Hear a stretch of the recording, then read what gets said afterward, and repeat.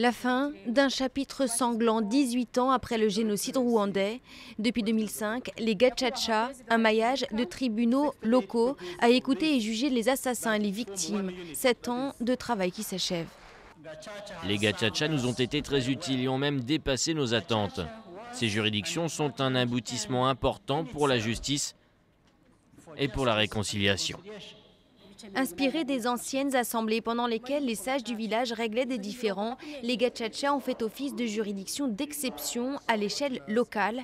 Près de 2 millions de personnes ont été entendues, 65% d'entre elles ont été reconnues coupables. J'ai été arrêté en 1996. Quand je suis arrivé en prison, j'ai été entendu par le système judiciaire ordinaire. Et j'ai menti à tout le monde. Et personne n'était capable de me juger en se basant uniquement sur ce que je racontais. Mais quand on m'a soumis à la juridiction Gacaca, je n'ai pas pu cacher la vérité, parce que la population locale savait ce que j'avais fait pendant le génocide.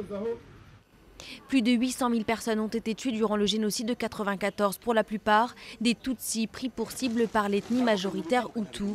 Les hauts fonctionnaires et ceux suspectés d'avoir orchestré les massacres ont été portés devant la Cour pénale internationale ou le tribunal spécial pour le Rwanda.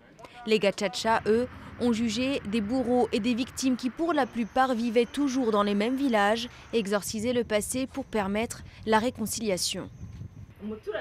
Les Gacaca ont été tellement importants, tout le monde a pu venir parler à la cour. Ces décisions étaient rapides, alors que les tribunaux ordinaires sont si longs. Plus important encore, nous avons pu savoir comment nos familles ont été tuées et où les corps avaient été enterrés. Dans un système judiciaire normal, cela n'aurait pas été possible. Composés de juges non professionnels, les Gacaca ont été critiqués par des organisations internationales, amateurisme, manque de formation ou encore erreurs judiciaires. Mais pour le gouvernement rwandais, ces juridictions étaient la seule façon de juger le grand nombre de personnes impliquées dans le génocide rwandais.